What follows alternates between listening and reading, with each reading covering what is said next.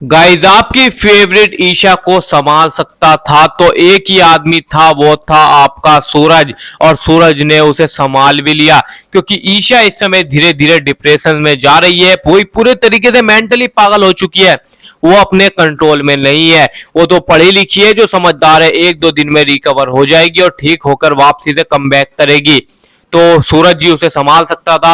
सूरज ने उसे संभालने की पूरी कोशिश करी है, क्योंकि उसके साथ बहुत ही गलत हुआ है। जहां एक तरफ काव्या और आरव की जिंदगी में खुशियों की बारिश होने वाली है, वहीं दूसरी ओर अचानक आई मुश्किलें सबको हिलाकर रख देंगी।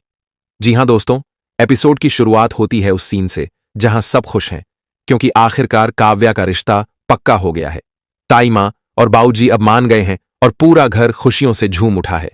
सब एक दूसरे को मिठाइयां खिलाते हैं और कहते हैं, अब हमारी काव्या बनेगी दुल्हनिया। बहनें नाच रही हैं, भाई ढोल बजा रहे हैं और पूरा घर रोशनी से चमक उठा है। काव्या पापा के पैरों को छूकर कहती है, थैंक यू पापा, थैंक यू, आपने मेरी खुशी के लिए हां कर दी। पापा भावुक होकर कहते हैं, बेटा, हर मां बाप यही चाहते हैं कि उनके बच्चे हमेशा मुस्कुराते रहे। अब तू भी हमेशा मुस्कुराती रहे।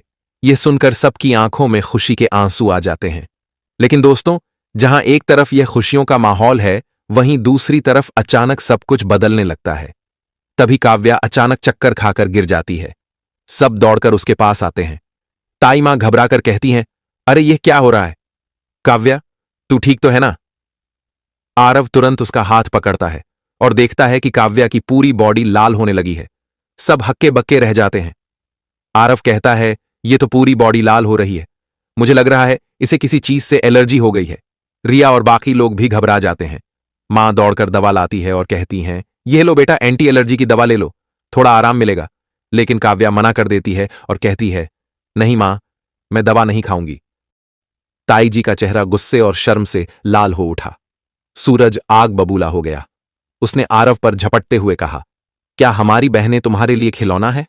कभी किसी के साथ खेलोगे, कभी किसी के साथ। माहौल तनाव से भर गया। तभी ईशा आगे आई। उसने साफ कहा कि आरव ने किसी के साथ खिलवाड़ नहीं किया, बल्कि असलियत यह थी कि रिया ने ही उसे कुछ तस्वीरों के सहारे ब्लैकमेल किया था। यही वजह थी कि आरव मजबूरी में चुप रहा। शुरुआत में किसी ने ईशा की बात नहीं मानी। ताई जी ने गुस्से में उसे थप्पड़ जड़ दिया। ईशा की आंखों में आंसू थे, लेकिन उसके हौसले टूटे नहीं।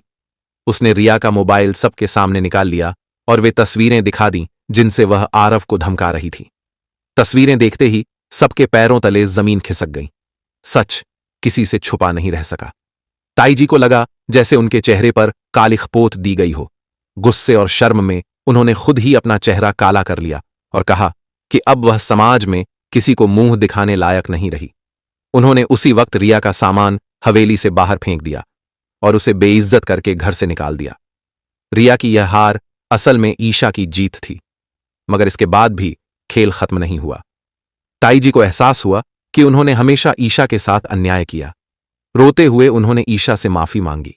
ईशा ने उन्हें गले लगाते हुए कहा, अब जो होना था वह हो गया, आगे हमें सही फैसले लेने होंगे। सूरज और अरविंद जी भी धीरे धीरे मान गए कि आरव और काव्या का रिश्ता सच्चा है। उन्होंने तय किया कि अब इस रिश्ते को आगे बढ़ाना चाहिए। लेकिन कहानी यहीं खत्म नहीं हुई। रिया, जिसे हवेली से बेइज्जत करके निकाला गया था, बदले की आग में जल रही थी। उसने कसम खाई कि वह ईशा को चैन से जीने नहीं देगी। उसकी मुलाकात गुलाब सिंह से हुई। गुलाब सिंह ने उसे मुंह मांगी रकम देने का वादा किया, मगर एक शर्त रखी, उसे सूरज और ईशा के बीच दूरियां पैदा करनी होंगी। गुलाब सिंह का मकसद साफ था।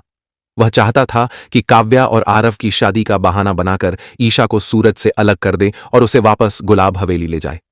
अब रिया और गुलाब सिंह मिलकर नई साजिशें रचने लगे। दूसरी तरफ आरव और काव्या का रिश्ता मजबूत सिंह ने काव्या और आरव की शादी के बाद काव्या के ऊपर किया जानलेवा हमला। सीरियल पति ब्रह्मचारी में जब गुलाब सिंह सूरज का दिल जीतने के लिए आरव और काव्या की शादी के लिए हां कर देता है, लेकिन कहीं ना कहीं गुलाब सिंह यह सब सिर्फ और सिर्फ सूरज का विश्वास जीतने के लिए कर रहा होता है। और असल में गुलाब सिंह के इरादे कुछ और ही होते हैं। लेकिन ईशा को तो पहले से ही पता होता है कि गुलाब सिंह सच में यह शादी करने के लिए तैयार नहीं है, बल्कि सूरज को दिखाने के लिए यह सब कर रहा है। और वह जल्द ही गुलाब सिंह का असली चेहरा सूरज के सामने लाकर रहेगी। इसी कारण अब ईशा गुलाब सिंह के ऊपर खड़ी नजर रखने लगती है। लेकिन जब गुलाब सिंह ईशा और आरव की शादी रोकने की कोशिशें करता है, तब ईशा गुलाब सिंह को ऐसा करने से रोक देती है और आखिरकार आरव और काव्या की शादी हो जाती है। इसके बाद गुलाब सिंह का गुस्सा 7वें आसमान पर पहुंच जाता है और जब काव्या दुल्हन बनकर गुलाब हवेली आती है, तब गुलाब सिंह गुस्से में आपा खो देता है और वहीं पर काव्या की गर्दन पर चाकू लगा देता है। यह देखकर काव्या के होश उड़ जाते हैं और काव्या तुरंत आरव के पास जाकर कहती है कि आपके पापा यह क्या कर रहे हैं। वहीं आरव भी बहुत ज्यादा घबरा जाता है और सोच में पड़ जाता है कि पापा तो इस शादी के पक्ष में थे, फिर अब अचानक से यह क्या कर रहे हैं और आखिर पापा को क्या हो गया है। इसलिए अब कहानी में एक और नया ट्विस्ट आने वाला है, क्योंकि आरव को बहुत बड़ा झटका लगने वाला है जब उसे पता चलेगा कि गुलाब सिंह सिर्फ और सिर्फ ईशा को इस घर में वापस लाने के लिए उसकी और काव्या की शादी के लिए राजी हुआ था और असल में गुलाब सिंह काव्या से नफरत करता है तथा उसे इस घर से निकालना चाहता है। लेकिन आरव भी अब पीछे हटने वाला नहीं है।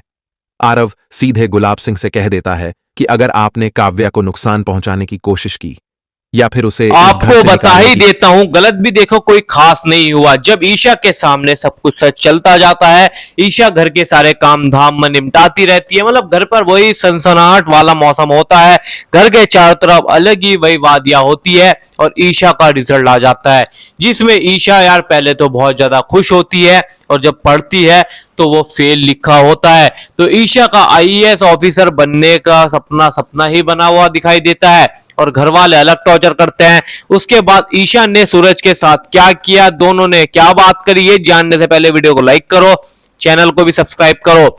देखो होता कुछ कहीं खास नहीं है, ना बड़ा है। ईशा अपने काम से काम रखती है और भाई घर वाले ताने मार रहे हैं, मारने दो। उसकी जो दादी है, मतलब दादी याद आ रही है उसकी, सूरज की जो सास है ना, माँ, वो भाई वो बहुत ही ज्यादा बुरी है। वो ईशा को ताने मारने लग जाती है, इधर के उधर के। ईशा सब चीजों को सुनती है, इग्नोर करती रहती है, क्योंकि ईशा किसी भी चीज में और किसी भी बात में टेंशन नहीं लेती। जो होगा देखा जाएगा। आईएएस ऑफिसर ऐसे नहीं बना जाता बातें करने से, भाई उसमें लोगों की जिंदगी निकल जाती है। उम्र आपने भी देखा होगा, अधिकारी बहुत ही उम्र के होते हैं। तो ईशा भी ऐसी लगी पड़ी है, वो भी भाई लग जाएगी पर उम्र हो जाएगी उसकी बहुत ज्यादा। तो वो भाई दबा के इस समय मेहनत कर रही है और सरकारी की तैयारी कर रही है। उसके बाद भाई सरकारी जब अधिकारी बन जाएगी तो भाई सारा घर की कंडीशन जब भी सुधरेगी, वरना सुधर भी नहीं सकती क्योंकि इनके घर में गरीबी बहुत है। तुम्हें पता है रिया ने सब कुछ बोल ही दिया था कि भाई तुम्हारी वजह से, गरीबी की वजह से मैं यहाँ पर ऐसे पड़ी हूँ, वरना मुझे कोई शौक नहीं है। ये सब सोचने देखने के बाद यार आपका सूरज भी टेंशन में पहुंच जाता है, जो कि आपकी ईशा को बिल्कुल भी समझ नहीं आता, ना वो सही लगता है। तो आप यार ईशा के लिए वीडियो को लाइक, संजू के लिए चैनल को सब्सक्राइब, सूरज के लिए चैनल को सब्सक्राइब कर जरूर देना गाइज।